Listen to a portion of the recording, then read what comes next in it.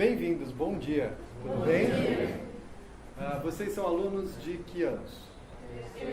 Terceiro. Só terceiro? Tem primeiro. Quem é primeiro? Quem é terceiro? Tiago. Você é segundo, é isso?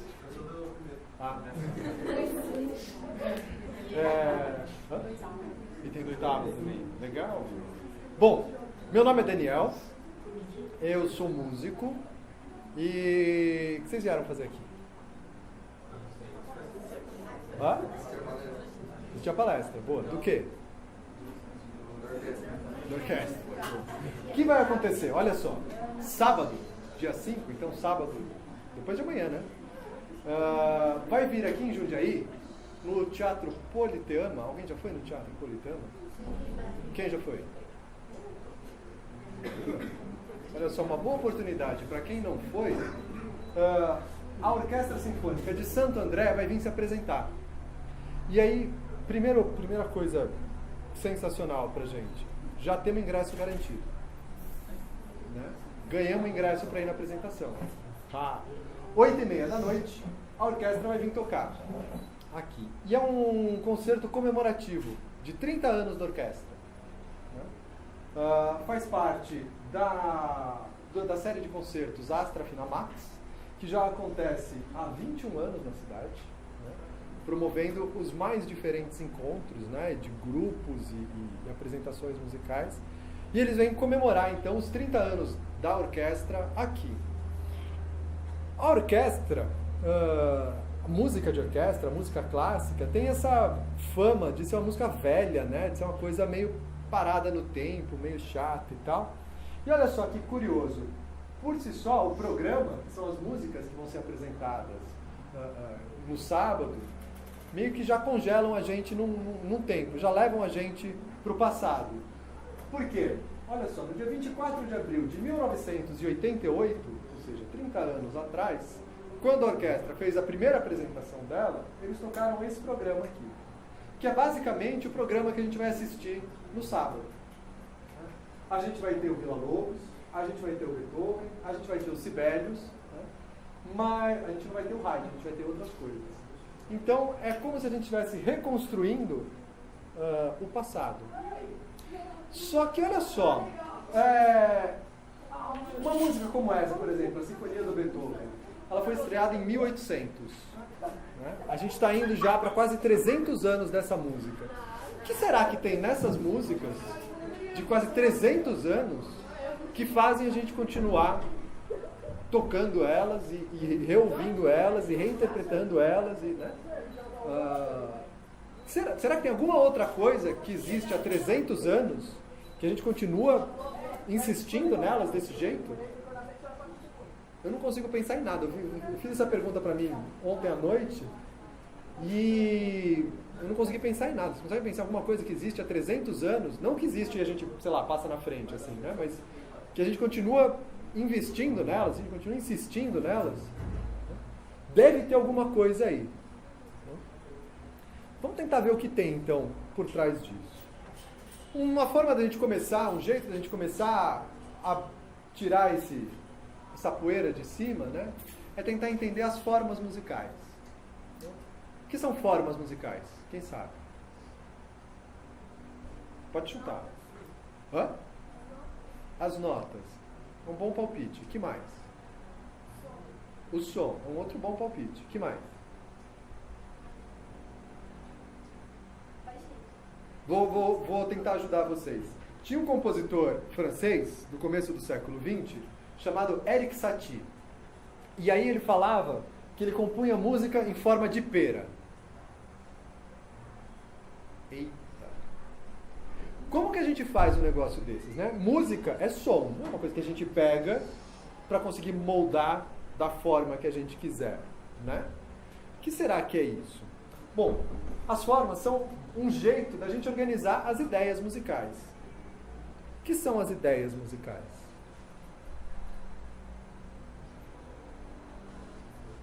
Pode chutar, pode chutar.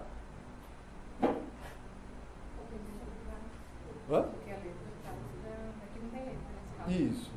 Que a letra traz pra gente, o que os compositores fazem. Vamos tentar um pouco mais. Pode chutar, não tem problema não. A mensagem da música, né? As ideias musicais, elas são basicamente o ritmo, né? Como a gente organiza o ritmo, como a gente organiza a melodia, como a gente organiza a harmonia, né? Essas são chaves que a gente tem para trabalhar com as ferramentas musicais, né? Normalmente a gente trabalha com um tema e a gente pode repetir esse tema, a gente pode contrastar esse tema, a gente pode variar esse tema. Repetir é tranquilo, né? Repetir é tranquilo, né? Deu para entender o que é repetir. O que é contraste? Fora da música, como é um contraste? Que é uma coisa em contraste à outra? Ou que são duas coisas contrastantes? Diferentes, né? Então, em música, isso quer dizer, a gente tem uma parte rápida e uma parte lenta, uma parte forte e uma parte piano, que é com menos intensidade, né? A gente pode ter contraste de instrumentos, por exemplo, né? Alguma coisa assim. E a gente tem a variação, que é pegar o mesmo tema e transformar esse tema sem que a gente perca a essência desse tema. A gente continua ouvindo aquela ideia, aquele tema, mas ele tem outras coisas acontecendo em cima. Deu para entender mais ou menos isso? Começamos bem? A gente tem algumas formas musicais básicas, assim. Ela pode, a forma musical, a música pode ser estrófica, ela pode ser binária, ela pode ser ternária e ela pode ser... Não, um rondó. Vamos ver cada uma delas, né? Primeiro a estrófica. O que é estrófica? Cada linha em uma, palavra. Joia! Não teria explicação melhor, né? São as estrofes, né? Então a gente tem uma mesma seção que se repete. Vamos pensar numa música que é assim. Qual música é assim? Uma mesma seção que se repete. Cai, cai, balão, aqui na minha mão. Cai não, não cai não, não cai não, cai na rua do sabão. É uma sessão que a gente repete. Isso dá para ser mais elaborado. Por exemplo,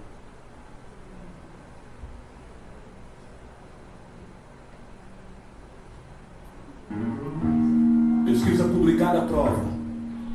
Preferencialmente preto, pobre, prostituta pra polícia prender. Pare, pense, por quê? Prossigo. Pelas periferias praticam perversidades. PMs. Pelos palanques políticos prometem por palhaçada. Proveito próprio. Praias, programas, piscinas, palmas. Pra periferia, pânico, polvorar, pá. Primeira página, preço pago, pescoço, peito, pulmões perfurados. Parece um pouco?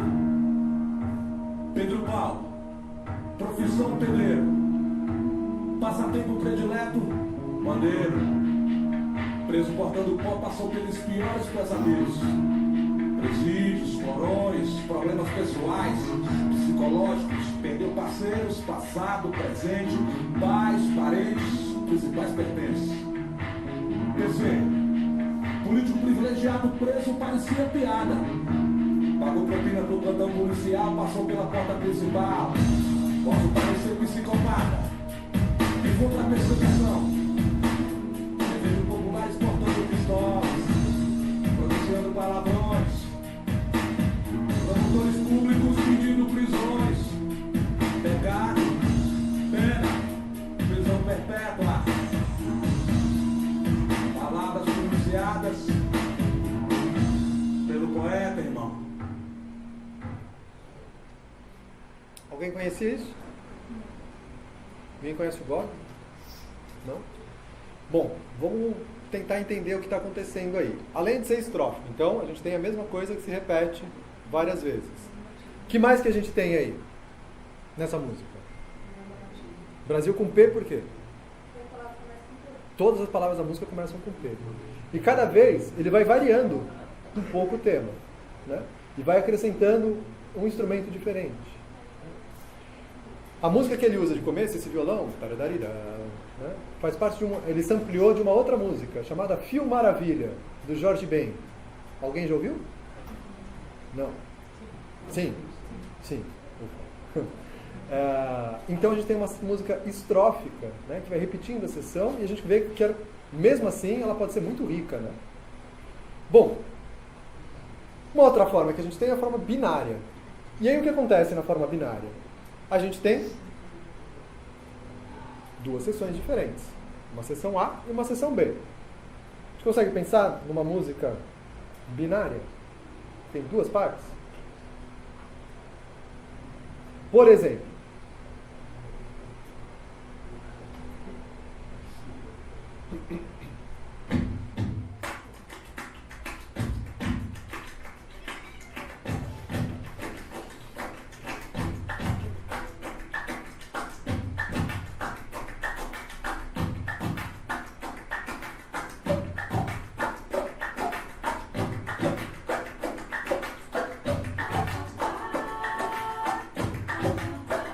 essa é uma introdução no conta-música.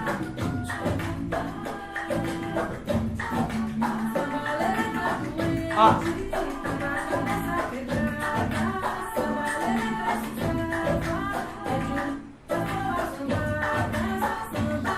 B.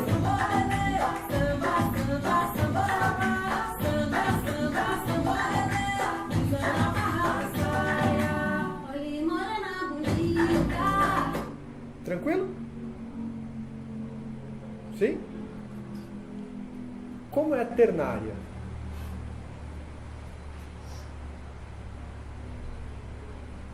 Vai? 3 partes. São 3 sessões. A primeira e a terceira são iguais. A segunda é diferente. Como é isso? A maioria das canções que a gente ouve, das músicas pop que a gente ouve, são nessa forma. Por exemplo,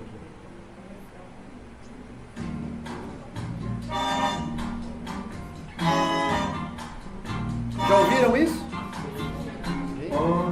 Já é mais fácil. Sessão A. Ela menina que vem e que passa, seu doce balanço, caminho do mar. Atenção. Moça do corpo dourado, O que aconteceu? do sol que Ipanema, o seu balançar. Repetiu o A. Estamos no A. É É a igual. coisa mais linda que eu já vi passar. E agora? Porque estou tão sozinho. B. Parte diferente. Melodia diferente, contraste, foi pro tom menor, mudou tudo. A beleza que existe, a beleza que não é só minha, que também passa sozinha. O que tem que acontecer agora? Se ela Ternar? soubesse que quando Voltou ela lá. passa, o mundo inteirinho se enche de graça e fica mais lindo por causa do amor. Deu para entender? Tranquilo? Tamo junto? Ou não? Se tiver qualquer coisa, fala. Não entendi nada. E a gente volta. A gente faz de outro jeito. Certo? Odeio palestra. Odeio aula. A gente precisa trocar. Tá? E o rondó? Como vai ser, então? A gente tinha o estrófico, que era uma parte que repete. Tinha o binário, que eram 2 partes. O ternário eram 3 partes. O rondó? 4 partes, muito bem. Só que tem um jeito de ser essas 4 partes diferentes, né? A gente vai ter uma sessão A, uma sessão B, vai voltar a sessão A, vem a sessão C diferente. E aí vai voltar a sessão A. E aí poderia ter uma sessão B. Ou seja, a gente tem uma parte no meio que se repete o tempo inteiro, como se fosse um refrão. Vocês já ouviram alguma música assim?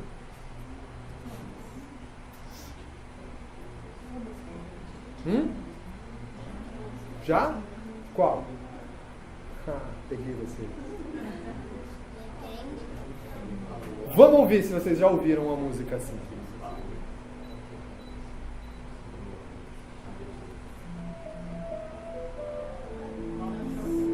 Já ouviram? Já. Que música é essa?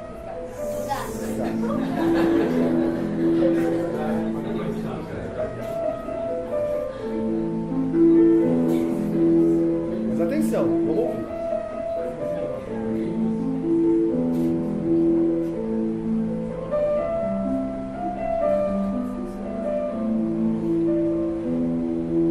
Essa é a parte A. Música do gás. Repetiu a música do gás.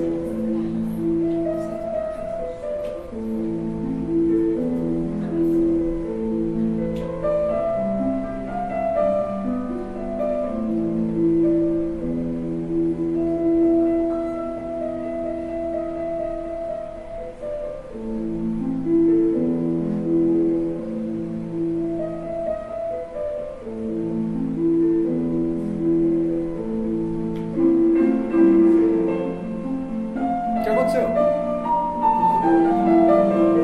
Outra sessão.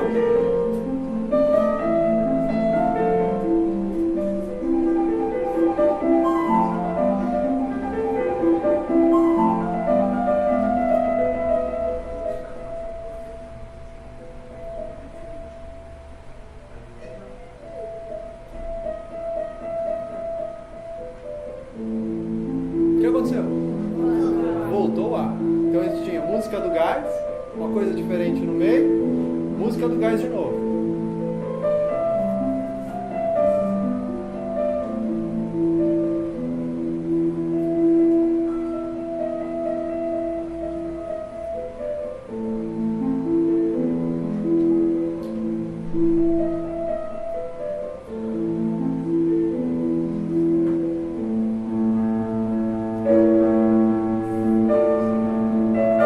O que aconteceu?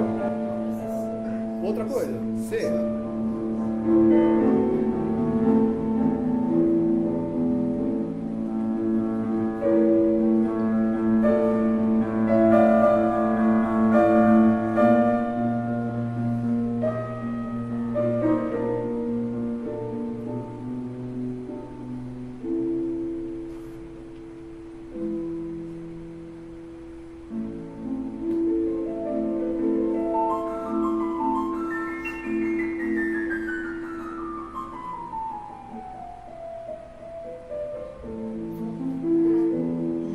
O que aconteceu?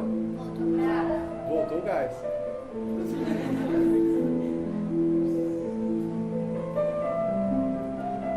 Então, a gente manteve aquela estrutura do rondó direitinho.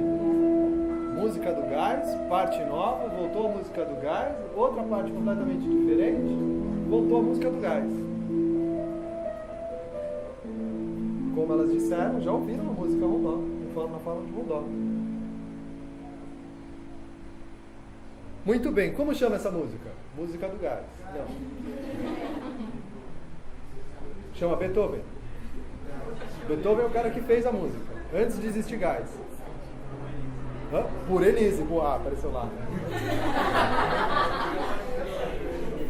Chama Por Elise essa música, né? Para Elise. Elise era uma aluna do Beethoven e ele compôs para ela, para ensiná-la a tocar piano. E agora colocar uma batida de funk com o mesmo, né? Não. Folgado. Agora, a gente tem alguma ideia já de como são as ferramentas que os compositores têm para criar exatamente essas coisas, né? As sinfonias, os concertos, as suítes, as canções, os temas, variações, né? Usando dessas ferramentas todas, a gente tem esse tipo de música, né? A gente consegue criar a música, a gente consegue organizar as ideias. Cada uma dessas palavras aí se remete a uma forma musical, né? A um tipo de jeito de fazer música. Né? A gente vai ouvir algum deles no sábado, né? Vamos começar pela ordem das músicas que a gente vai ouvir. A primeira música que a gente vai ouvir é a Finlândia, do compositor finlandês, apesar de ter nascido na Suécia, Jean Sibelius. Opus 26. O que é o Opus 26 que tem lá? A gente já viram que várias vezes aparece na música clássica, música não sei o que lá, Opus não sei o que. Concerto não sei o que lá, Opus não sei o que lá. Já viram isso? Já. O que é esse opus?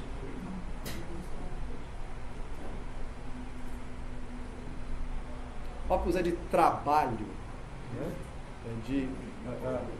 Teoricamente, a música número 26 que ele fez, ou que alguém catalogou como número 26. Né? Se a gente for olhar no catálogo da música das músicas que ele compôs, essa vai ser a 26ª deste catálogo. Bom, Sibelius nasceu em 1865, que era um período que a Finlândia fazia parte do Império Russo. Já estudaram isso? Mais ou menos? Né? O Império Russo durou de 1721 até 1917, quando teve a Revolução Russa que derrubou os czares. Né? O Império Russo é a época dos czares. O que quer dizer isso? Está vendo aquela parte toda do mapa ali que está pintada de branco, azul e vermelho, as cores da bandeira russa? Tudo isso era a Rússia, era o Império Russo. E tudo isso tinha um dono, o czar. Uma pessoa mandava nisso tudo. Era tão gigantesco isso que vinha até o Alasca. Ó. O Alasca fazia parte do Império Russo. Todos esses países aqui faziam parte do Império Russo. Isso quer dizer que tinha um dono. Uma pessoa mandava nisso tudo. Loucura, né? Esse dono, nessa época, né, em 1899, o dono disso chamava Nicolas II. Ele era o imperador da Rússia. E aí, em fevereiro de 1899, ele baixou o Manifesto de Fevereiro. O que fazia esse Manifesto de Fevereiro? Ele restringia a autonomia dos duques de cada um dos países, né, e censurava a imprensa e tentava impor os costumes russos para todo o Império Russo. O que ele queria com isso? Que todo mundo tivesse a mesma formação, a mesma vivência, os mesmos hábitos, os mesmos costumes. Num território daquele tamanho lá, qual é a chance disso dar certo? É grande ou é pouca? É pouca, né? Na Finlândia, isso teve uma repercussão negativa fortíssima. Os artistas ficaram muito revoltados com isso. E começaram a se organizar e organizar eventos para se manifestar. Porque foram censurados, né? Começaram a sofrer uma pressão enorme e começaram a organizar eventos para driblar essa censura. Um desses eventos que eles criaram foi para angariar fundos para o fundo de pensão para os jornalistas finlandeses. O negócio é, os jornalistas finlandeses não tinham fundo de pensão nenhum. Né? Eles criaram esse evento de fachada.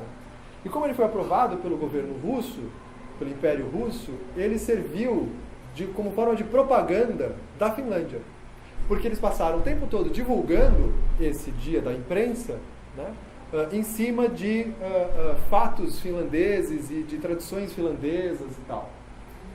Bom, o Sibelius gostou dessa ideia e quis participar desse dia da imprensa. Ele compôs, entre outras coisas, para esse evento, né, a canção dos atenienses, Quebrando o Gelo do Rio Ulu, e no final do ano ele escreveu uma abertura e 6 músicas que foram apresentadas no dia da imprensa. O 6º pedaço, né, a 6ª música que foi apresentada nesse dia, chamava Despertar Finlandês. Essa música serviu de propaganda, porque o Sibelius começou a viajar pela Europa e pelos Estados Unidos, regendo orquestras, e ele tocava esse despertar finlandês. Essa música serviu de base para o que a gente vai ouvir como a Finlândia, né? Que ele apresentou. Depois virou a Finlândia, porque ele fez ele trabalhou de novo nessa música, né? Deu umas ajeitadinhas e tal, e virou a Finlândia. Bom, o que é essa música, então? É uma forma dele exaltar e mexer com os brios do povo finlandês. Né? O que ele queria era realmente que as pessoas se identificassem com aquilo e se motivassem a aceitar a cultura finlandesa, não a do Império Russo. O que a gente vai ouvir? A gente vai ouvir uma introdução lenta que vai mostrar esse cenário todo pra gente. Aí a gente vai ouvir a música de verdade, a hora que começa, que é uma parte rápida, que é essa exaltação do povo finlandês, né, dos temas finlandeses. E o Sibelius tocou tão fundo na alma das pessoas que a gente ouve isso e vai analisar e acha que são temas folclóricos finlandeses e tal, mas na verdade foram temas que o próprio Sibelius criou. Né? Nenhum desses temas é folclórico, mas eles são tão importantes para eles, dizem tanto para os finlandeses, que parece que são temas folclóricos. E aí a gente vai ouvir uma segunda parte lenta, que é o hino finlandês. Virou o hino finlandês. Na introdução, então, a gente vai ouvir o Império Russo no naipe dos metais. Quais são os instrumentos de metal da orquestra? Esses aqui. Quais são? Quem sabe? Tuba, boa. Trombone, trompete, boa. E a trompa. É isso aí. Muito bem. Do outro lado, a gente vai ter o povo finlandês, que são as cordas da orquestra, que são aqueles instrumentos lá. Violino, viola, violoncelo e contrabaixo. Certo? Quem vai fazer o meio de campo entre essas duas oposições, essas duas forças opositoras, são as madeiras. E vai propor uma solução para a gente desse impasse, que são as flautas, o clarinete, o oboé, o fagote. Certo? Entendemos os personagens da música? Vamos ouvir isso aí.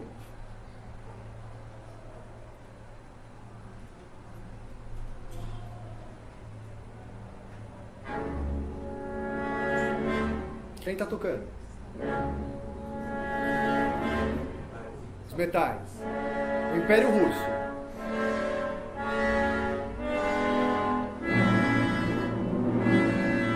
Eles são os bonzinhos ou não?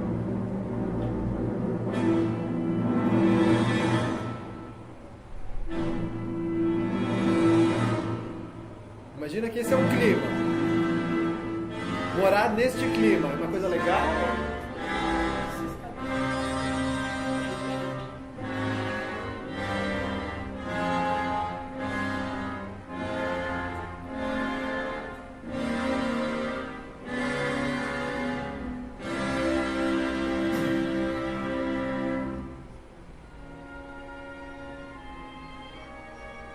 As madeiras.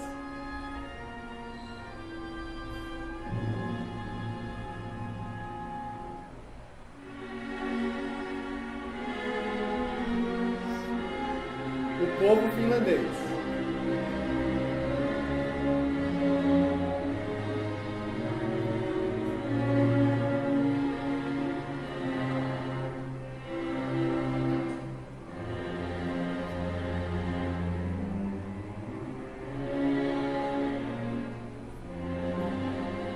Eles estão alegres ou não?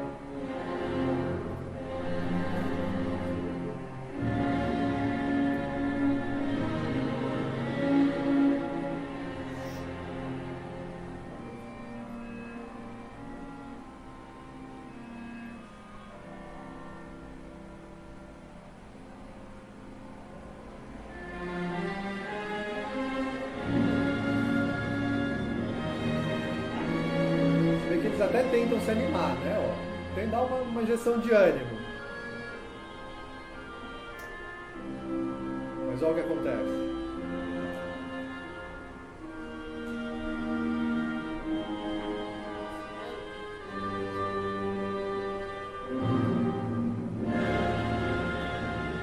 Os metais vêm por cima e parou.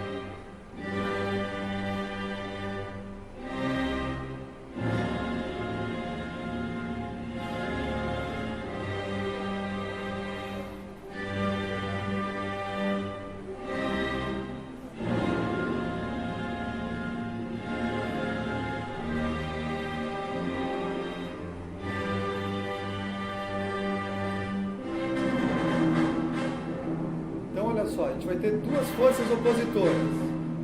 Os metais, o Império Russo, e as cordas tentando se livrar disso.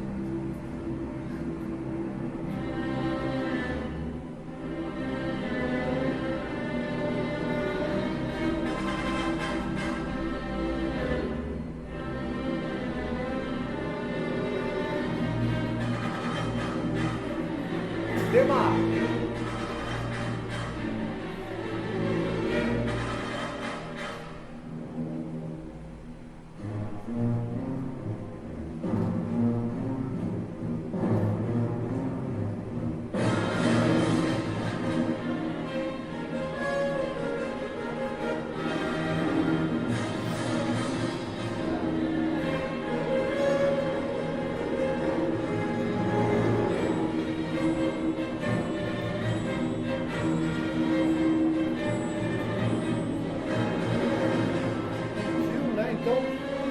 cordas estão ganhando força.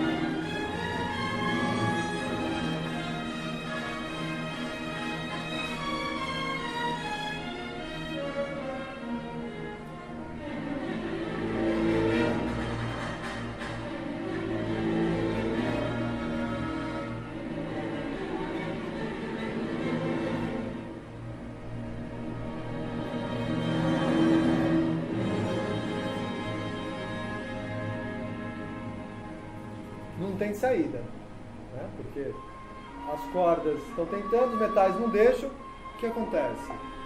Tema B. As madeiras.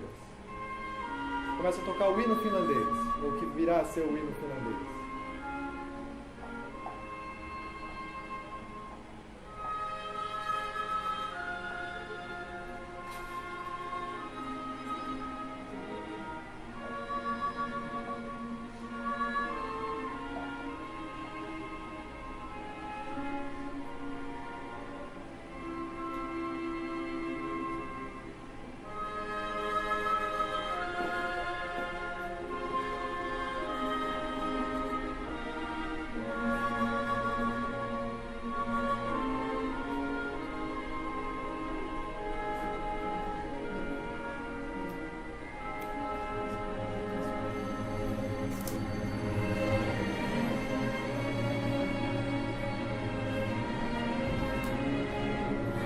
Olha como o hino finlandês contagia a orquestra, se espalha pelo povo finlandês, pelas cordas.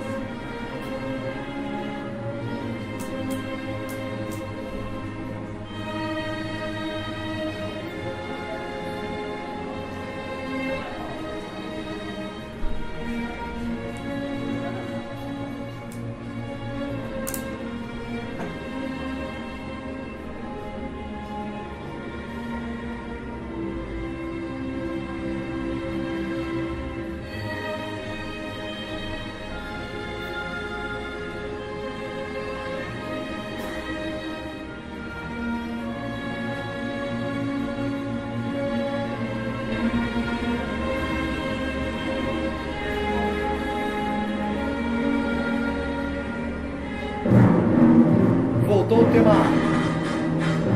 Olha os metais. Não, não, não.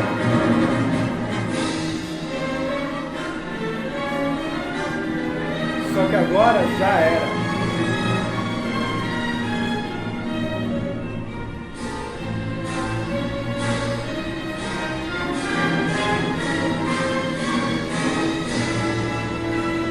Mudou tudo.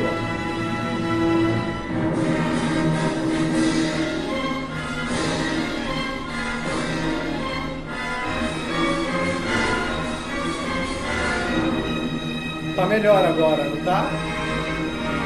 Porque, ó, os metais estão tocando o hino finlandês.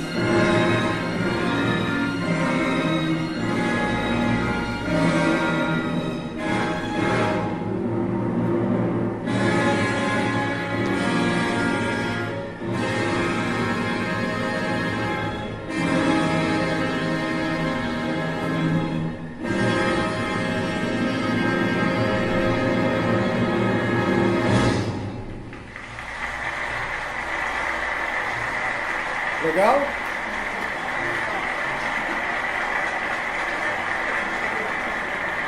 Bacana, né? Sabiam que dava para fazer música de protesto com orquestra? Música de protesto com orquestra, sabia que dava? Dá. Pior que dá. Fica viva a música, né? Ela tira uma poeira do negócio. Quer falar alguma coisa? Se quiserem falar alguma coisa, pode, tá? Bom, até aqui, tranquilo? Que forma era essa que a gente ouviu na Finlândia? Ela está escrita de que jeito? Ela era binária, ternária, tinha um rondó, então era uma estrofe só. Tirando a introdução, né, ela tinha a primeira parte, que era aquela mais rápida, a segunda parte lenta, que era o hino finlandês, voltava a parte rápida, um ABA. Certo? Bom, uma forma essencial da música clássica, importantíssima, é a forma sonata. E por que ela é importantíssima? Porque todas as sinfonias quase são escritas na forma sonata. Tem entre os seus movimentos, pelo menos o primeiro deles é a forma sonata.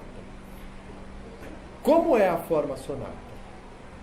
Ela é um jeito de escrever música com dois temas. E eles vão estar em tonalidades diferentes.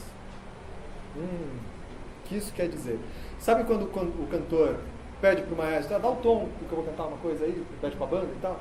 Ele está falando quais são as notas que ele vai usar, está pedindo para a banda, dá para ele. Quais são as notas que ele vai usar para conseguir cantar dentro daquele tom? Como assim? Quais são as notas musicais? Do, Ré, Mi,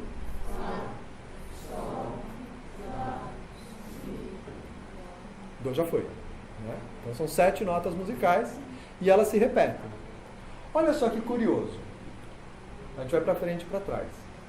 Se a gente dividir essa escala, essa é uma escala musical de Dó maior, na metade, a gente vai ter uma primeira metade Dó, Ré, Mi, Fá, Sol, uma segunda metade Sol, Lá, Si, Dó.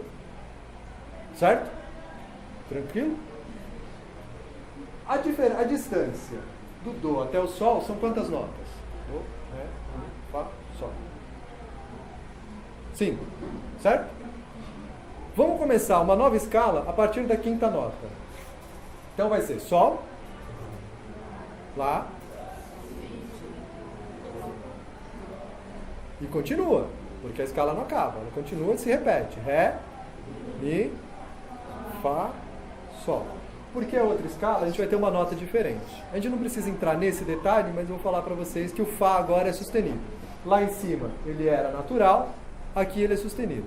A mesma coisa a gente pode fazer. Divide na metade, pega 2 grupos, vamos começar agora da quinta nota, que é o Ré. Então vai ser Ré, Mi, Fá sustenido, boa, muito bem, Sol, Lá, Si, Dó sustenido, Ré. Quem estudou isso aí? Já estudaram isso? Beleza. Olha só a diferença que tem daquela primeira escala, que todas as notas eram naturais, para essa aqui que a gente já tem 2 notas alteradas. Daria para a gente continuar fazendo a mesma progressão. Separa na metade e daí a gente vai começar do Lá. Certo? Por causa disso, entre outras coisas, é que as pessoas falam que a música é matemática. Porque a gente começa a poder traçar gráficos desse jeito e tal.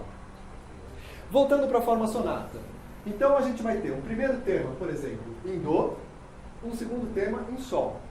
O compositor vai ter que trabalhar a música de um jeito para que aquele Fá sustenido não soe tão diferente no nosso ouvido e ele entre na engrenagem da música como se a gente estivesse tocando ele natural.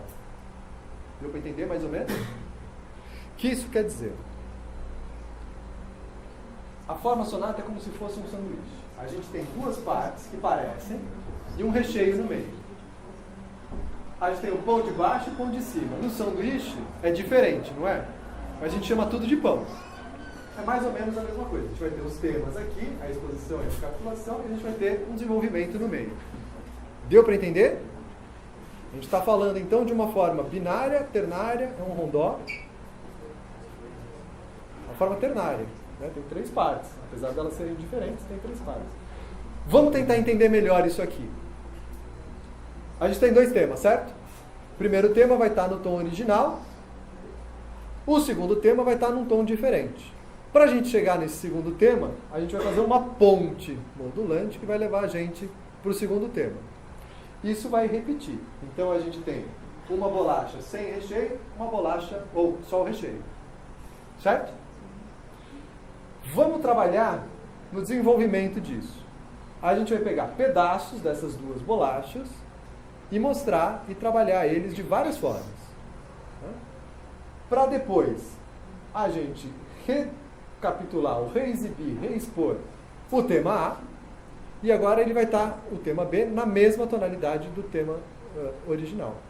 A gente não precisa mais de ponte. Os 2 vão estar no mesmo tom. Deu para entender isso ou ficou muito complicado? Muita bagunça? Mais ou menos. Podemos ir para frente? Que agora a gente vai ouvir isso. A gente vai ouvir bolacha e sanduíche. Certo? Entendeu? Bom, Beethoven, aquele lá da música do gás, escreveu outras coisas fora a música do gás. Por exemplo, uma sinfonia. Vocês sabem quantas sinfonias o Beethoven escreveu? 9. Boa. Antes dele, por exemplo, o Haydn, que foi professor dele e era o mestre das sinfonias, escrevia sinfonias também. Quantas sinfonias ele escreveu? Mais de 9 ou menos de 9? Mais de 9. Muito mais ou um pouco mais? Bem mais. Escreveu mais de 100 sinfonias. Mozart, por exemplo, que é contemporâneo a eles, escreveu 40 sinfonias. Mais de 40 sinfonias. Né? O Beethoven escreveu 9. Por que será? Porque o Beethoven viu na sinfonia uma forma de mudar a história da música, de se colocar, de ter algo a dizer de verdade. A ponto de Schumann, por exemplo, né, um outro grande compositor, dizer que a genialidade do Beethoven a gente não percebe na última sinfonia, a gente já consegue achar logo na primeira. Vocês já viram uma partitura de orquestra, como é? Já? A partitura, sim? Né? É isso aqui, ó. Isso aqui é a primeira edição da Sinfonia número 1 do Beethoven. A partitura do maestro, a partitura da orquestra, ela tem todos os instrumentos de uma vez. Então isso aqui é o que o maestro está lendo enquanto ele está tocando a música com a orquestra. Olha lá, a gente tem o tímpano, trombone, a trompa, a flauta, o oboé, clarinete, fagote, os violinos, viola, violoncelo e contrabaixo. O maestro vai lendo tudo isso. E ele vai dizendo a vez de quem tocar, como tocar, onde tocar. Legal, né? Beethoven tem uma fama meio de malucão, né? E de ser um cara difícil. Por exemplo, esse quadro aqui é uma análise do primeiro movimento da primeira sinfonia dele, que a gente vai ouvir. Complicado isso aí, não é? Um pouco assustador até. Mais fácil se a gente botar o pé no chão. Beethoven, na época que ele compôs a primeira sinfonia, ele tinha essa cara. É parça aí, né? Tá bem mais perto da gente do que aquele malucão lá. Bom, em 1800 era um novo século que estava começando, né? Novas ideias. O mundo vai ser diferente daqui para frente. E o Beethoven resolve expor isso em música, resolve expressar isso em música. Quando da estreia, foi a primeira vez que ele se apresentou como intérprete e compositor. Ou seja, ele regeu a própria música. Ele tocou a própria música. Curiosamente, uma dessas coincidências do destino, no mesmo programa, na mesma apresentação, tinha a música do Haydn e do Mozart. Então, quem ouviu isso, teve um bom panorama de como a música era e de como a música ia passar a ser. Essa primeira sinfonia já é inovadora logo no começo. Por quê? A prática normal era que a orquestra era uma orquestra de cordas e que os sopros acompanhavam. Davam os efeitos aqui e ali e acompanhavam. O Beethoven resolve que não. Sopros e cordas são iguais. Né? Dá pra gente tocar os temas nos sopros, então eles vão tocar. Vai ser igual. Tradicionalmente, a gente tem 4 movimentos. Um primeiro rápido, um segundo lento, um terceiro que é uma dança e um quarto que é rápido de novo. Beethoven já pega esse terceiro movimento, que é uma dança, e acelera essa dança. Era uma dança que ninguém dançava mais. Normalmente é um minueto, uma coisa assim. Já é uma dança que ninguém dançava mais. Falou, então não faz sentido botar uma dança no meio. Ele acelera e vira um scherzo, uma brincadeira. Né? Ele continua chamando de minueto, mas a hora que a gente ouve já não é mais um minueto. E ele começa a trabalhar na forma, porque daí, dos 4 movimentos da sinfonia, 3 são em forma sonata. Certo? Vamos ouvir esse primeiro movimento?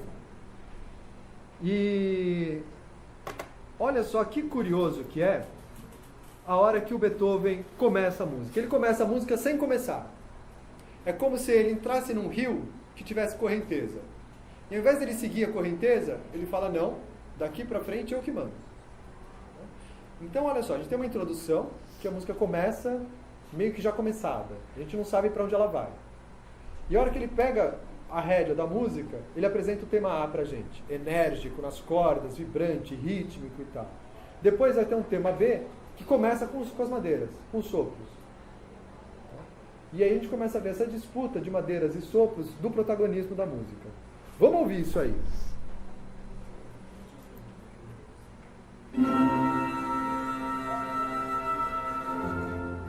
A música já veio começada.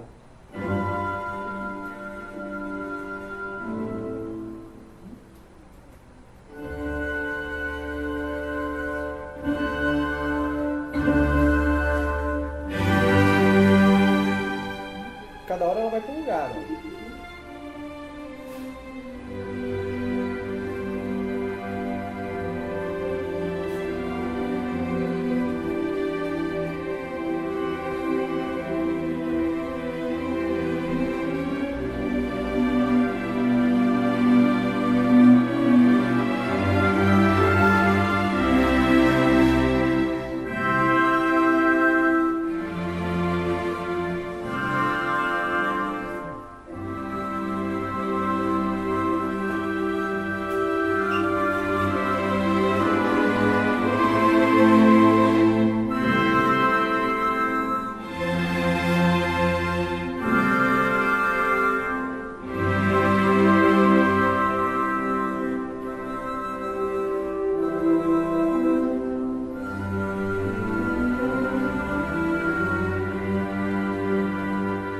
Quer saber? Beethoven vai tomar conta da música agora.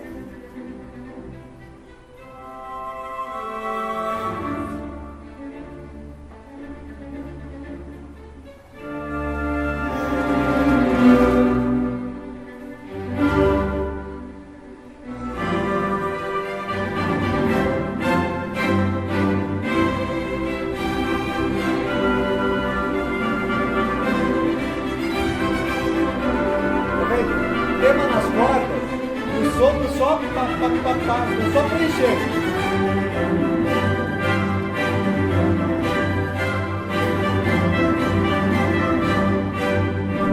Tema B. Sopros fazendo o tema.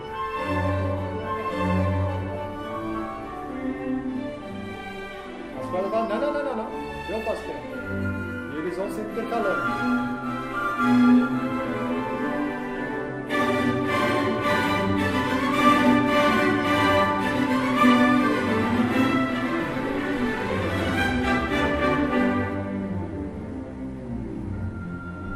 Vão se intercalando.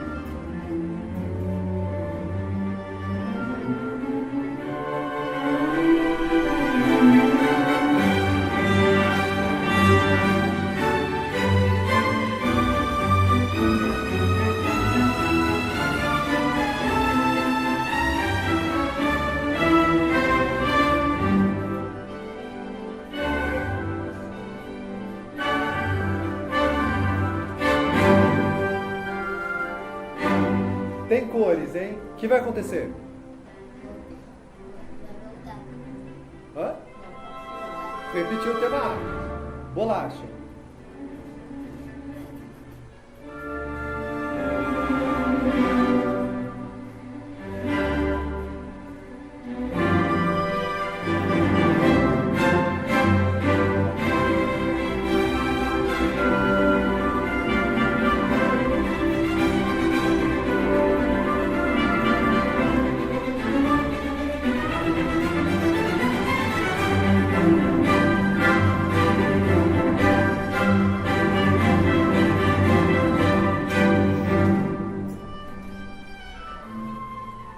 O que aconteceu?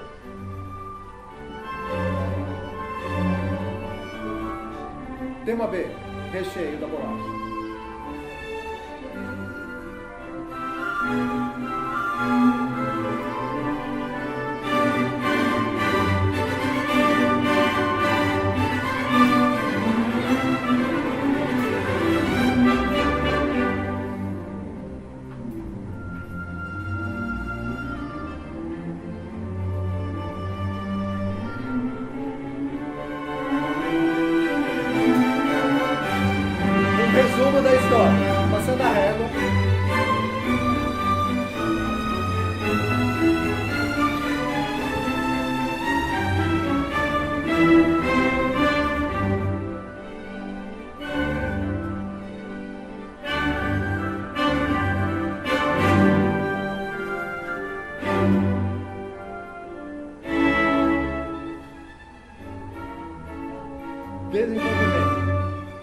pedaços de bolacha para todos os lados.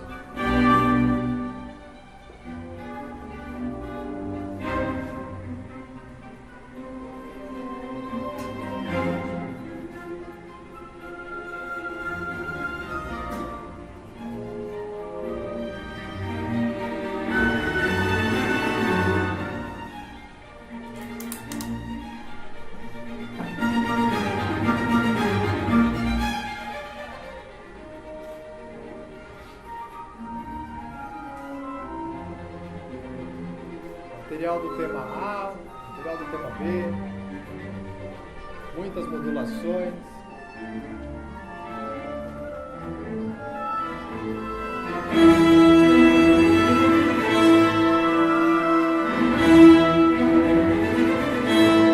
Os trompetes estão falando pra gente. Atenção, atenção. Parou a bagunça.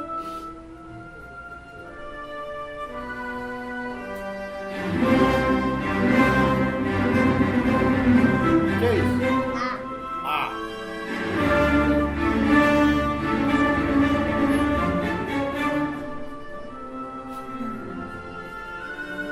Aí, ó, tá diferente, porque ele não precisa fazer a ponte para modular, vai direto.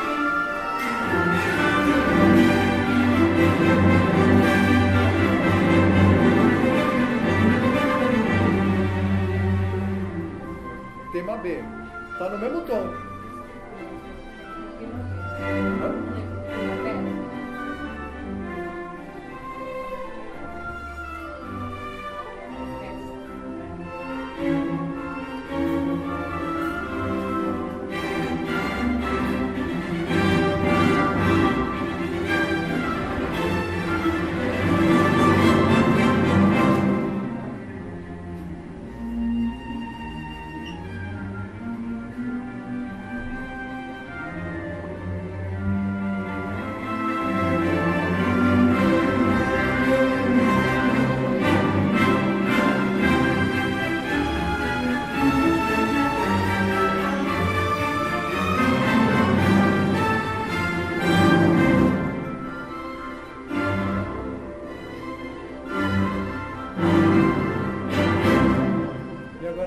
Coda no final para a gente arredondar isso tudo.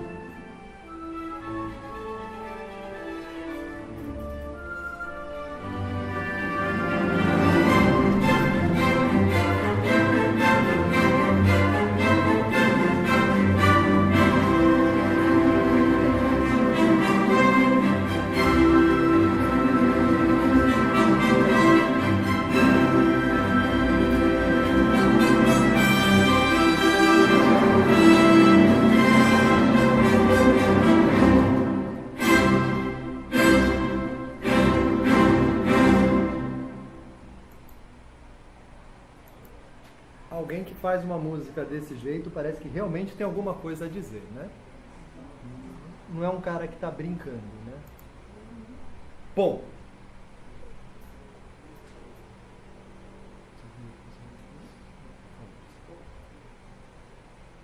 Seguindo o programa, a gente vai ter a Baquianas Brasileiras número 4. O Prelúdio. Só um movimento da Baquianas Brasileiras número 4. Por que será que é Baquianas? Brasileiras é fácil, né? Porque é do Brasil. Por que será que é Baquianas? Me ajuda, vai. Chuta. Por causa do bar. Este cara aqui. O que Villa-Lobos quis com isso, né? As Baquianas Brasileiras foram compostas por Heitor Villa-Lobos, que é aquele cara de lá. Que além de shopping e parque, em nome de rua em alguns lugares, ele também era compositor, ele era músico. Villa-Lobos achava que Bach era o maior gênio que já existiu na humanidade, o maior músico que tinha, uma coisa, veneração total por Bach. Então ele queria render homenagens, né, e aproximar Bach da música brasileira. Como que ele fez isso? Criando uma série de 9 músicas, chamadas Baquianas Brasileiras, para diversas formações. E tentando juntar essas duas coisas. Então, por exemplo, os movimentos que lá no Bach né? Tem o nome de prelúdio, giga, fuga, área, né? Nas baquianas, ele traduz para embolada, modinha, quadrilha caipira, ponteio, entre outras coisas. Se a gente for tentar fazer uma comparação entre as duas, né? Numa suíte barroca, a gente tem a alemande, a covande, a sarabanda, a giga. E o Villa-Lobos pega esses nomes e bota entre parênteses o nome do que seria essa música em português, essa música brasileira, né? Então o prelúdio é uma introdução, o coral é o canto do sertão, a área é uma cantiga e a dança é um miudinho. O que é um prelúdio? Vamos na etimologia da palavra, vamos na raiz da palavra. Antes. Lúdio é lúdico, de brincar, de tocar, de jogar, né? Então é o antes de tocar. Lá no antes, muito antes, bem antes mesmo, antes do bar, até o prelúdio era uma forma que o músico tinha de se aquecer. Então ele tocava uma coisa improvisada assim para ele se aquecer antes de começar a tocar. E aí isso virou uma forma mais livre e tal de se apresentar. Bom, a gente vai ouvir o prelúdio da Baquianas Brasileiras número 4. E ele é baseado num tema do bar, da oferenda musical. É um tema real. Como é isso? Lá em 1747, o rei da Prússia, que hoje é a Alemanha, ficou encantado com uma invenção daquela época, um piano. Mas ele ficou encantado de verdade. Ele comprou logo 15 e espalhou pelo castelo. E aí ele chamava os compositores da Alemanha, da Prússia, para irem lá ver o castelo, ver os pianos. E ele fala, não, experimenta esse, experimenta aquele, e levou o Bach para lá. O Bach, nessa época, morava numa cidade chamada Leipzig, que era uma cidadezinha do interior, assim, era São João das Corguinhas do Passa Quatro, assim, na Alemanha. Uma cidadezinha de nada, né? Mas tinha o Bach lá, compondo música, né? E ele chama o Bach. E o Bach vai passeando pelo castelo, né, pelo palácio, tocando nos pianos. Quando chega no último piano, o rei fala para ele, olha só, pega esse tema aqui, toca o tema no piano, são 21 notas, né? Compõe uma música em cima dele agora, de improviso, ha ha ha. E o Bach vai lá e faz uma fuga a 3 vozes. O que é uma fuga? É como se fossem, a 3 vozes, é como se fossem 3 pessoas cantando ao mesmo tempo, uma fugindo da outra. Esse tema vai aparecendo cada hora em um lugar, ele vai fugindo um do outro. Aí ele achou que não estava bom isso. E ele resolve compor, logo em seguida, improvisar, uma fuga a 6 vozes. Como se fossem 6 pessoas cantando ao mesmo tempo, com o tema fugindo delas. O rei falou, muito bem, muito legal, isso aqui, eles tomaram um café, Bach foi embora de volta para Leipzig. Só que ele ficou com aquilo na cabeça, falou, eu toquei pro rei, e eu toquei aquela porcaria de fuga, né?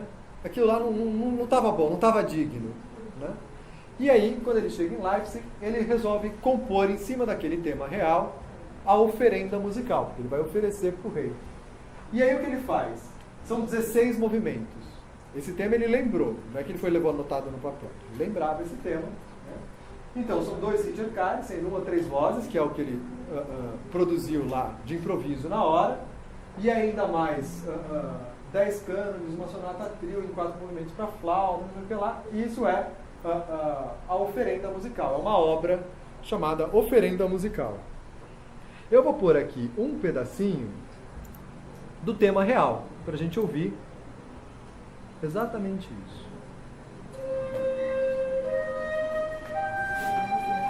Esse é o tema real.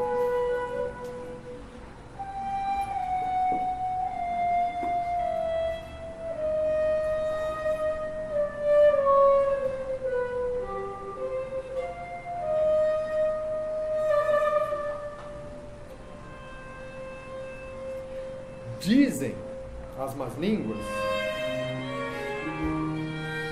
Eu vou deixar aqui rolando, essa é a dedicatória que o Bach escreveu na partitura, exatamente contando essa história, falando, olha, eu muito humildemente venho aqui devolver para você aquele tema que você falou para eu improvisar, mas agora ele está melhor, está mais arrumadinho, né? Tá de um jeito bom, dá para você ver e tal. Então espero que seja do seu agrado.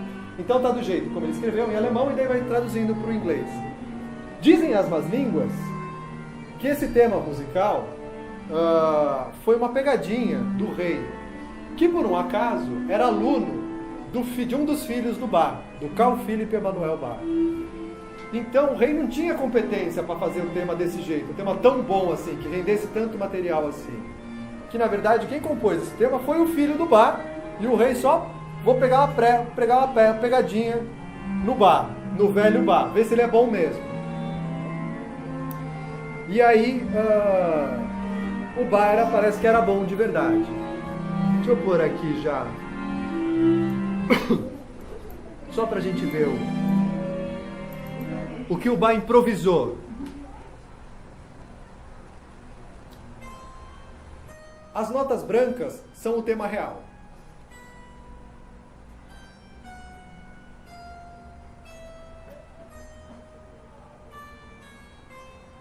Esse é o tema que o rei deu para ele.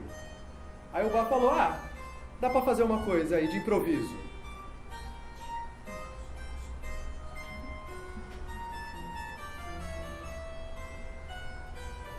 Olha o tema real nas notas brancas aí.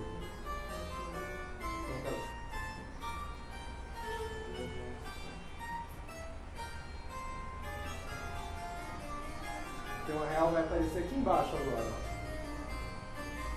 Notas brancas.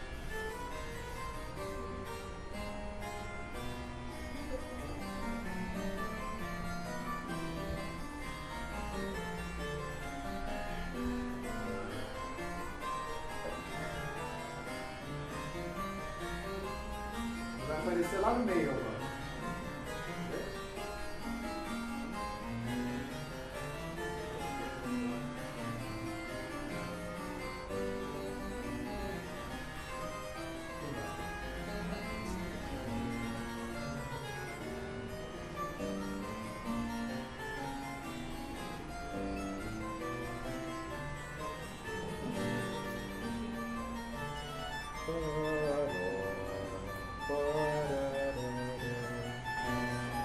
Certo?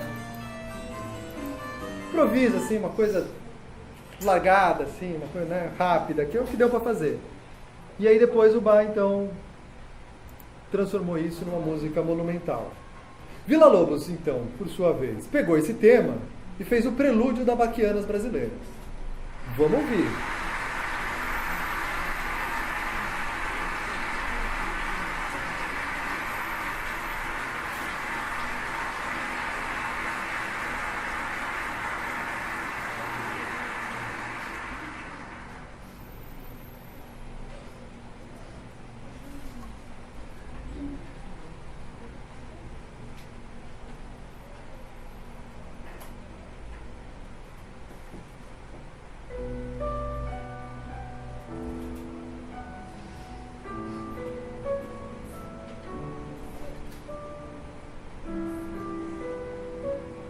Dá para ouvir o tema?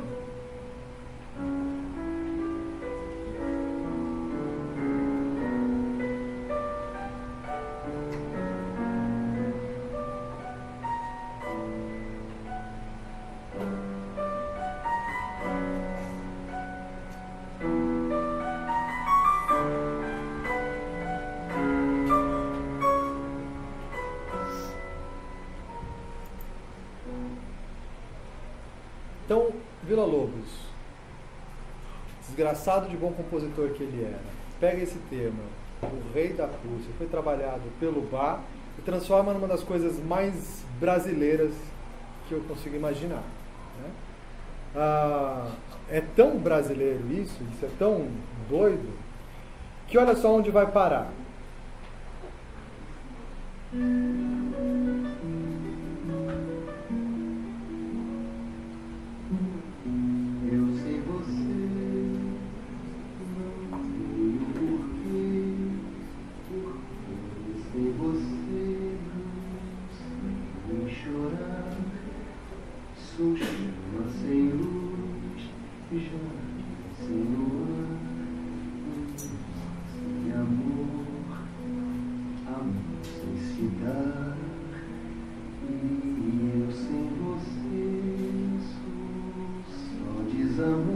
mesmo tema real, passou pelo Bach, passou pelo Vila Lobos, chegou no Vinícius de Moraes.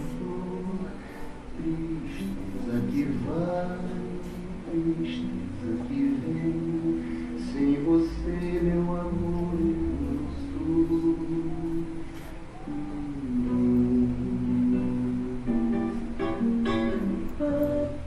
Bom, Vila Lobos compôs o prelúdio da Baquianas originalmente para piano. E aí, depois ele fez uma orquestração disso, ou seja, ele jogou esse material todo na orquestra, na década de 40, que é o que a gente vai ouvir. Só as cordas da orquestra tocam esse prelúdio. Então a gente vai ouvir as cordas da orquestra tocando o prelúdio da Baquianas Brasileiras, número 4. A gente tem um outro compositor brasileiro no programa, e daí é a parte nova em relação ao programa de 30 anos atrás, que é Carlos Gomes, compositor campineiro. Né? Apesar de brasileiro e campineiro, fez toda a sua trajetória e carreira musical na Itália, como compositor de ópera. A gente vai ouvir a abertura da ópera Fosca. Alguém já foi numa ópera aqui? Já? Quem já foi? Levanta a mão, Vinícius. Vinícius canta em ópera, um dos grandes cantores que a gente tem. Ópera é bom não ir, porque a hora que vai, não tem volta. A gente se encanta mesmo. Porque assim, a gente ouve a ópera e não entende muito bem o que está acontecendo. Né? A pessoa gritando, a música que vai e volta. Né? A hora que a gente vai no teatro, é um espetáculo aqui. Cenário, a interpretação dos cantores, a orquestra tocando, e aí a gente começa a entender a história, que ela tem começo, meio e fim, no fim morre a mulher, é uma loucura. Né? O Carlos Gomes considerava a Fosca a sua ópera, a sua obra-prima. Né? Como é essa ópera? Essa é uma frase que é atribuída a ele, né? Então, seria a melhor obra para ele, então ele fez para os entendidos. Né? Não sei se ele diria uma coisa dessas, mas é uma frase que é atribuída a ele. Como é essa ópera? A história dela. A Fosca é irmã de um pirata. E esse pirata sequestra pessoas em Veneza e pede o resgate para a família. Uma dessas pessoas que esse pirata sequestra é um cara bonitão por quem a Fosca se apaixona. Só que esse cara é prometido lá em Veneza. Ele já tem lá a mulher dele em Veneza. Por sua vez, um dos piratas do irmão da Fosca gosta dela. Começa aí uma loucura que ela começa a dificultar o resgate do cara. E o pirata começa a querer agilizar o resgate. Não precisa nem pagar. Manda esse cara embora daqui. Né? A mulher do cara que está lá em Veneza jura vingança. Imagina o que acontece de Chabu em 4 atos. Né? São 4 partes dessa história que são contadas. É um negócio de sequestra para lá, devolve para lá, isso aí, plano de pegar um aqui, prende o outro lá e tal. E no fim, afoscaram um plano que vai todo mundo morrer e só ela morre envenenada. É uma loucura. A abertura da ópera, normalmente, é um resumo da história. Né? Ela mostra trechos dos personagens, trechos das histórias, e como é um grande resumo do que vai acontecer. Uma abertura, né, para a gente saber aonde a gente está se enfiando. No período que o Carlos Gomes compôs essa ópera, a ópera italiana estava passando por um momento de muita pressão. Por quê? Na Alemanha, estavam fazendo um novo jeito de ópera. Como era o jeito tradicional? O jeito de Verdi, Giuseppe Verdi, compor ópera. Né? Ele é o grande nome da ópera italiana. É uma ópera de muito virtuosismo. Né? São óperas dificílimas de serem cantadas e tal, porque tem essa coisa do bel canto, do lirismo, né? É uma coisa sofrida, então é um drama pelo drama por si só, tem que fazer sofrer, tem que fazer chorar e tal. E a estrutura é mais ou menos assim: alguém conta uma história, conta mesmo, um recitativo, conta a história, e daí aparece um número musical comentando essa história. Aí conta a história de novo, aí tem um outro número musical contando a história. Aí conta a história e tem um número musical contando essa história. O Wagner, lá na Alemanha, o que ele resolve fazer? Ele junta tudo. A ópera vai ser uma obra de arte por si só. Então tudo é muito mais coeso. Ele cria um negócio chamado leitmotiv, ou é o motivo de cada um dos personagens. Por exemplo, isso vai ser usado depois em outras áreas. Pam, pam, pam, pam, pará, pam, pará, pam, pam, pam, pam, pará, pam, pará. De quem é esse tema? Star Wars. Star Wars, mas é de um personagem específico do Star Wars, do Darth Vader. Esse é o leitmotiv do Darth Vader. Quem inventou isso foi o Wagner. E a gente vai ter o tema do super-homem, a gente vai ter isso no cinema a rodo. Né? Ao invés de ter só o drama, de ter a personagem que sofre, outro que é apaixonado, o Wagner começa a usar a psicologia das coisas. Não, ela sofre por causa disso. A saída dela é essa. O jeito deles encadearem é isso aqui. Não tem mais o bom e o malvado tão explícito assim. As coisas começam a se misturar. Né? E a música e o texto estão muito mais unidos. Né? A música está expressando o que o texto está dizendo e o texto está expressando o que a música está dizendo. As coisas são muito mais juntas. Lá na Itália, tinha um grupo de jovens, a Scagliatura Milanese. São esses caras aqui que dá para a gente traduzir como os escabelados de Milão. Então são os jovens compositores que falaram, isso aí que o Verdi está fazendo, acabou, isso aí já era. Né? O que a gente tem que fazer é essa arte do futuro. É olhar para o que os alemães estão fazendo e ir em cima deles. O Carlos Gomes era um compositor muito associado ao Verdi, à tradição da ópera italiana. E logo que a Fosca estreou, eles fizeram um movimento contrário muito forte. Então, a ópera meio que foi perdendo o impacto e o impulso. Só que eles estavam tão empolgados com esse movimento que eles estavam criando, que eles não ouviram a ópera. E a ópera do Carlos Gomes, hoje em dia, a gente consegue olhar com calma e ver que ela faz exatamente essa transição entre o que o Verdi fazia e o que o Wagner estava propondo. Bom, essa eu vou deixar para a gente ouvir só lá. Porque agora nós vamos chegar no que para mim é a cereja do bolo. É a música das músicas, para mim. Tchaikovsky é um compositor russo que muito frequentemente é considerado um compositor meio brega, assim, compositor menor. Né? Que ele faz os balés, ele faz um monte de música programática que conta uma história, né? Ele era um cara meio atormentado e tal, então ele é um compositor, as pessoas gostam dele, sabe assim, não é esse compositor que a gente gosta, que mais ninguém gosta, né? As pessoas adoram a música dele, tem o Quebra-Nós, faz música de Natal, então é um compositor mais ou menos, né? Eu já acho que não, eu já acho que ele é um dos enormes compositores que a gente tem.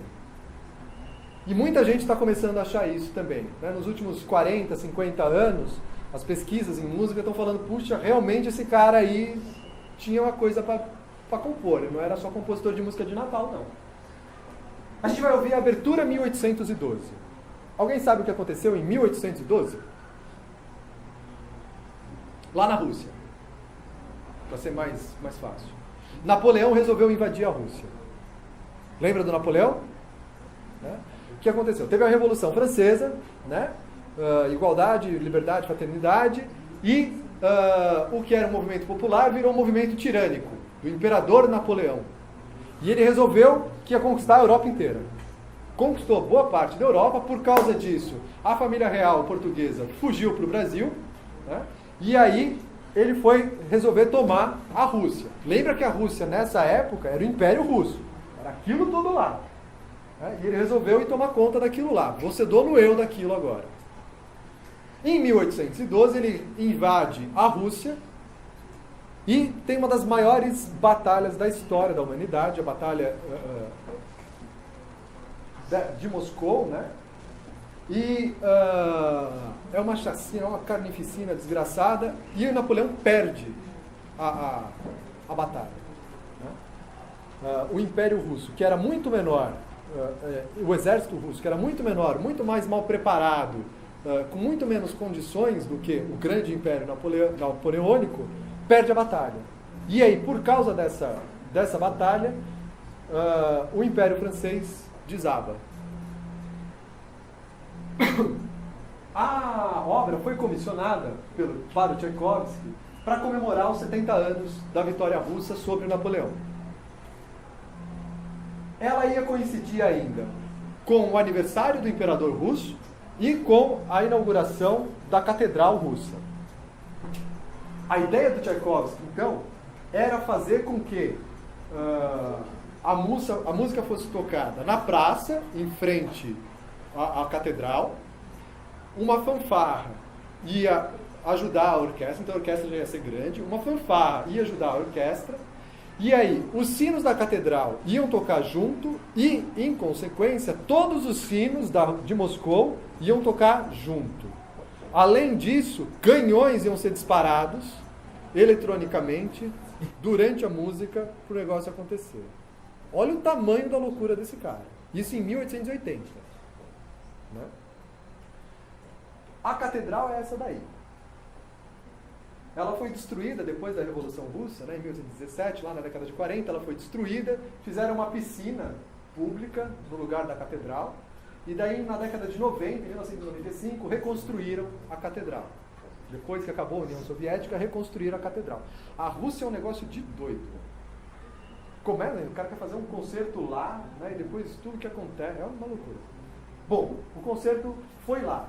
Mas aí não deu para fazer do jeito como eles queriam e tal, e até hoje é muito difícil. Quando a gente vai fazer, a música está orquestrada para tudo isso aqui de instrumentos. Ó. Esses são todos os instrumentos que tocam essa música.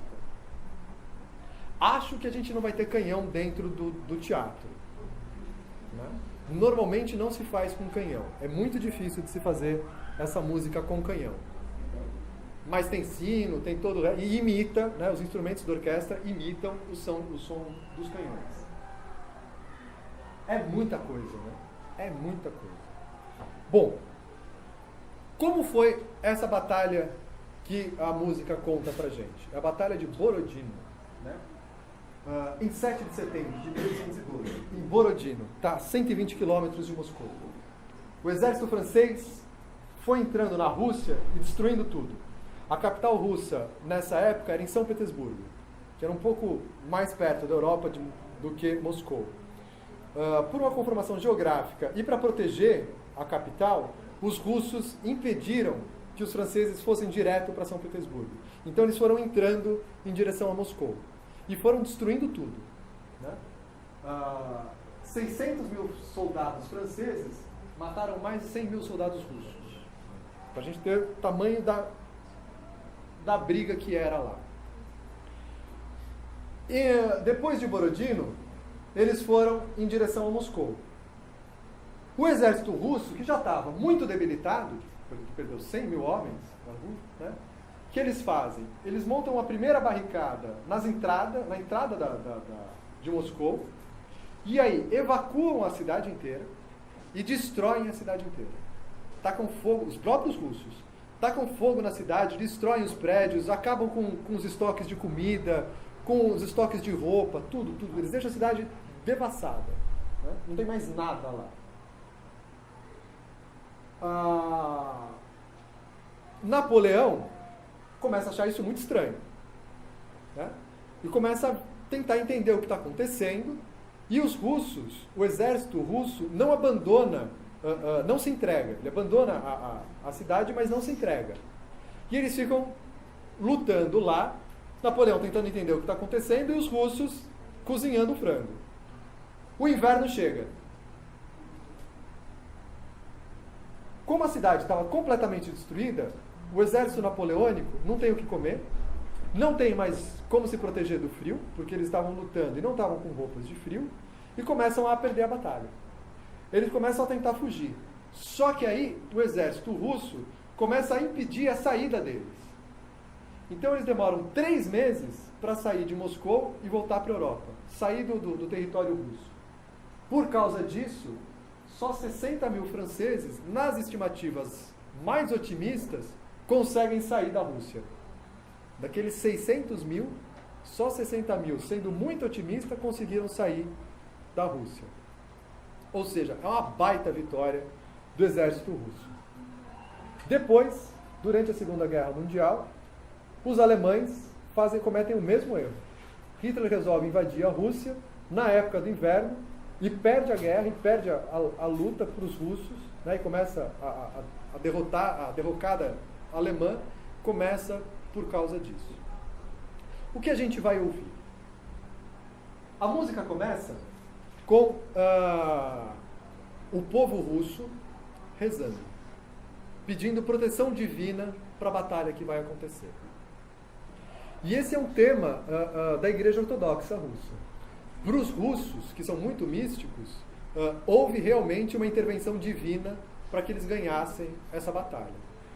Vamos ouvir esse hino russo, que diz, é um salmo, chama Ó Senhor, salva teu povo.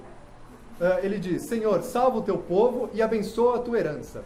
Concede aos teus fiéis a vitória sobre os seus adversários e pela tua cruz protege as nossas cidades. A gente vai reconhecer esses temas todos depois do Tchaikovsky.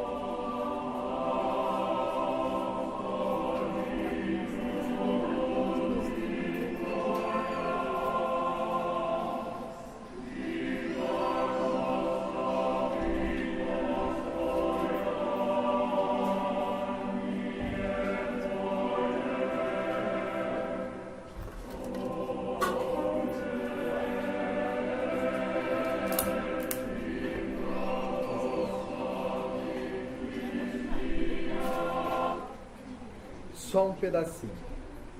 Bom, aí a luta vem, os franceses chegam e Tchaikovsky retrata os franceses pra gente. Alguém sabe como é o hino da França?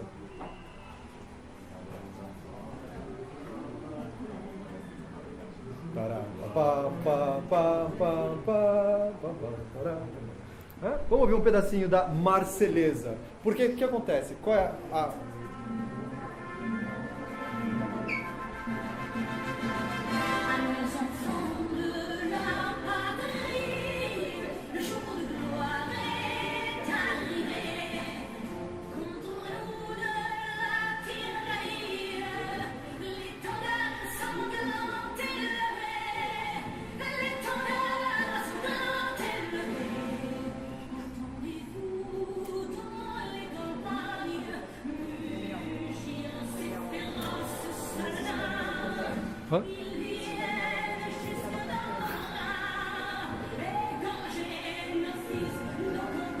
A letra é light, né?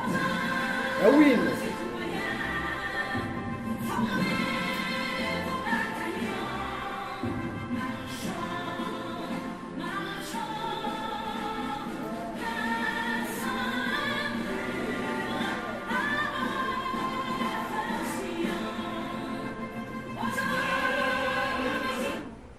A letra é light, né? Isso é o hino francês. Até hoje eles cantam assim.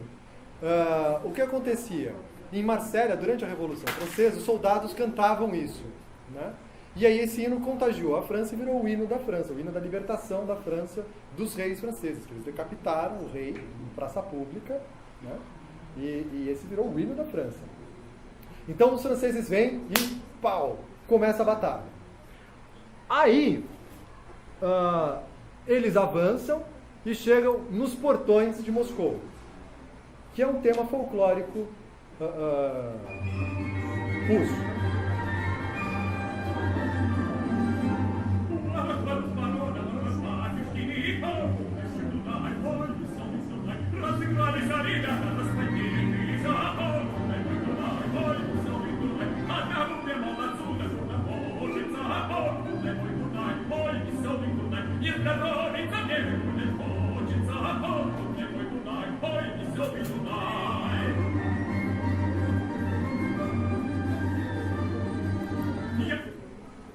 Bom, os russos então se preparam para a guerra e pedem a ajuda então de Deus de novo, mas agora através do Tsar, do imperador, do dono do lugar, né? E a gente ouve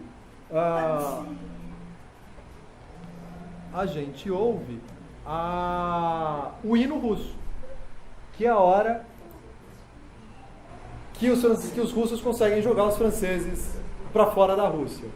É o hino Deus salve o Czar.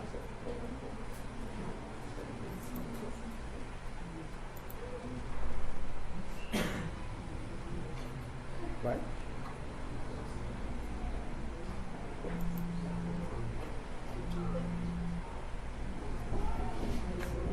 Bom, não quer ir, a gente vai ouvir a abertura 1812 e eu vou narrando ela para vocês. Como é que começa então? Vocês estavam prestando atenção.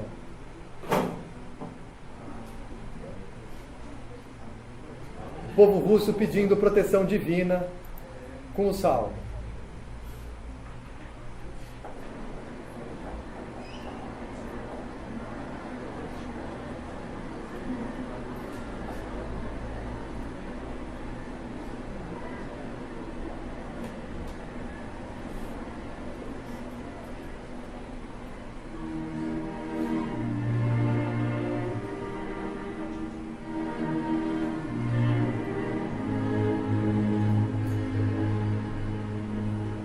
Mesmo salmo.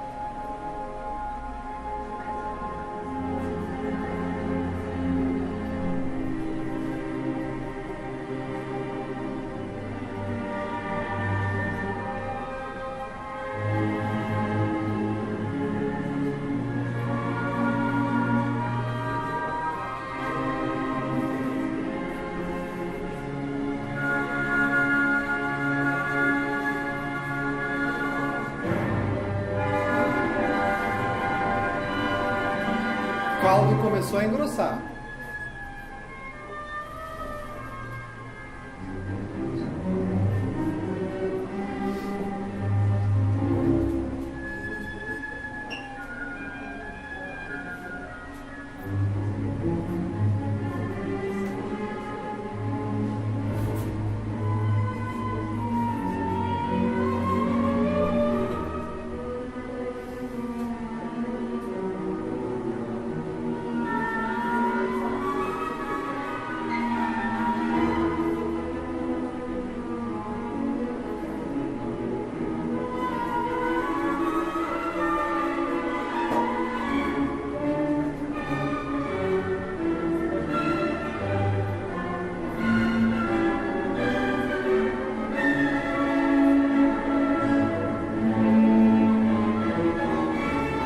O clima tá pesado.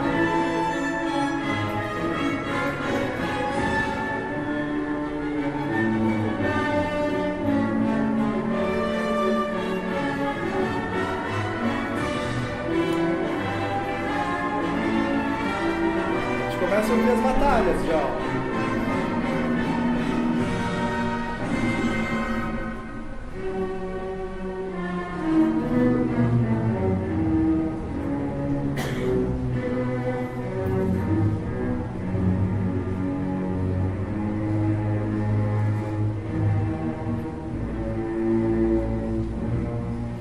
Exército chegando.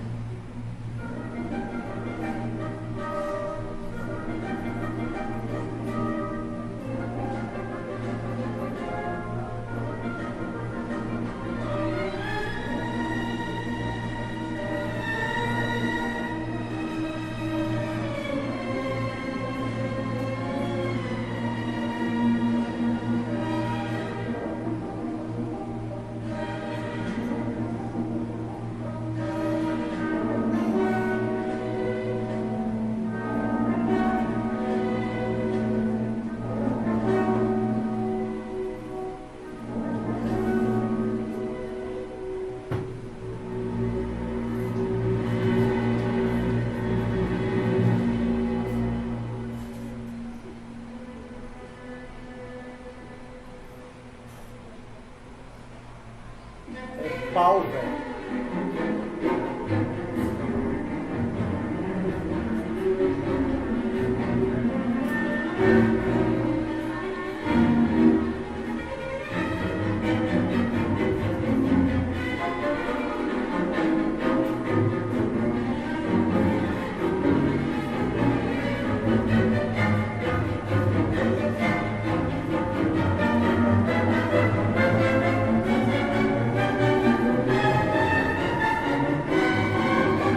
Pau comendo. Tem tiro.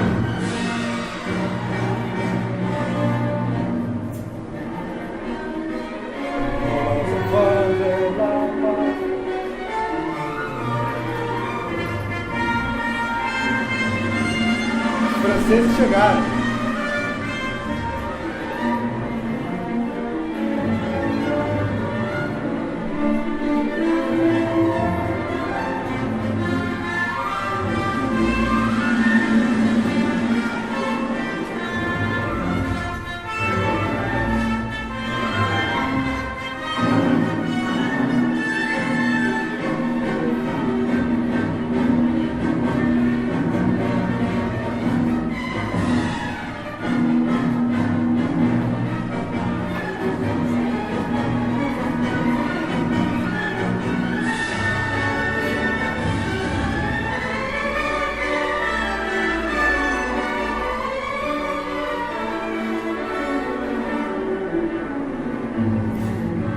Estão indo embora, olha a escala descendente.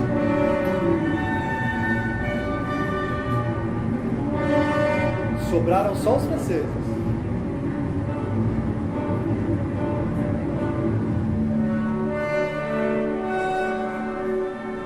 E agora, eles se põem a andar para Moscou e vão vendo as paisagens russas.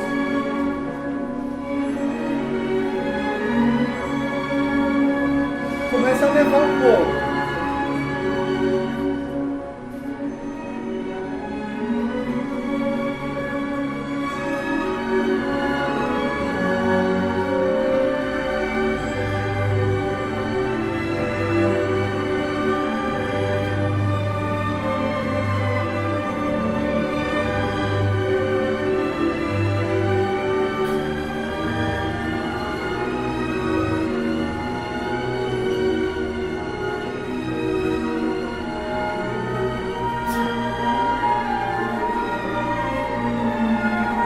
Tem uma esperança para o povo russo ainda.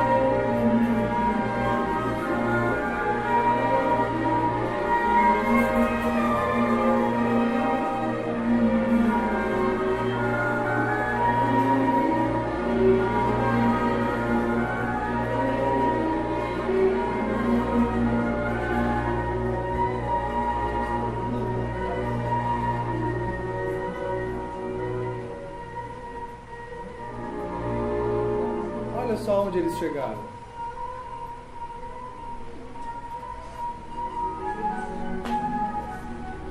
Estão ao meu portão. Lembra aquela canção tradicional, folclórica? Não é tão animada como estava lá, porque afinal de contas, estamos na guerra, né?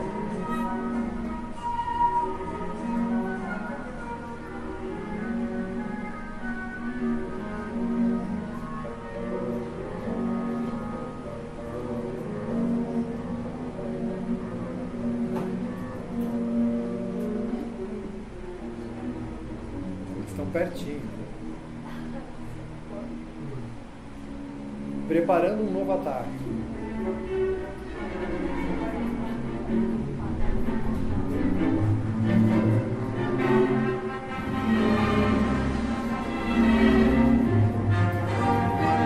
O pau vai comer de novo.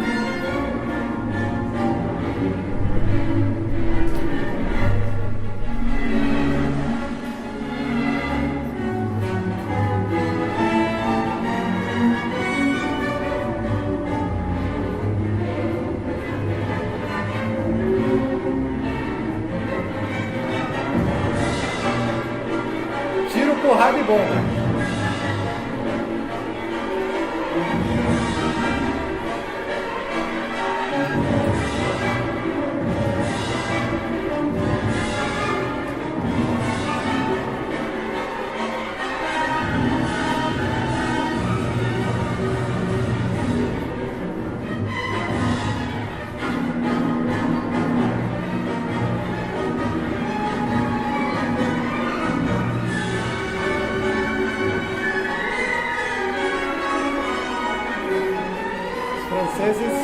detonaram.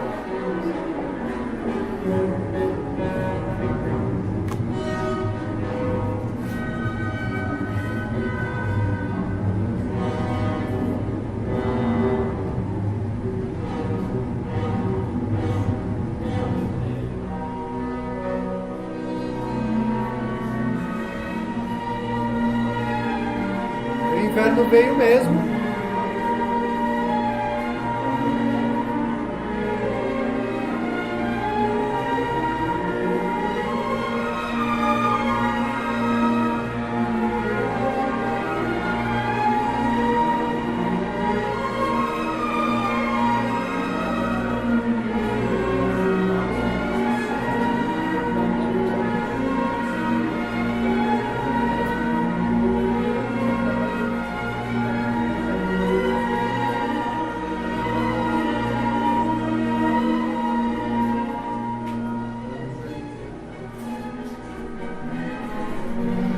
Continuam lá nos portões.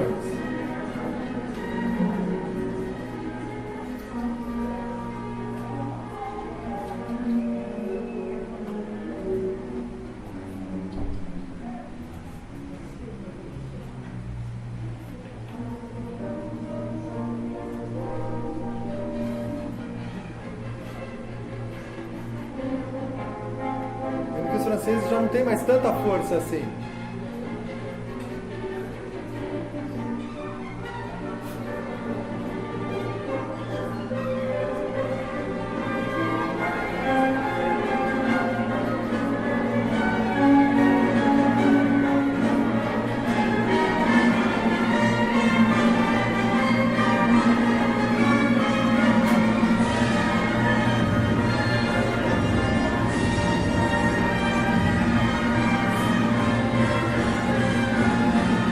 O exército russo consegue expulsar eles.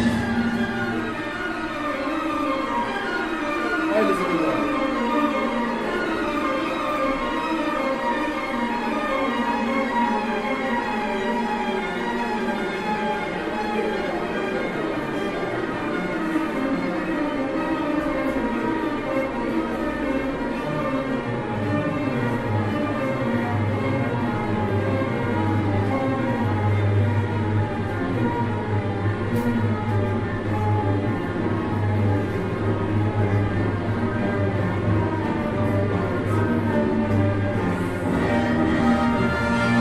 Deus salve o Tsar, que ajudou a gente a expulsar os russos daqui.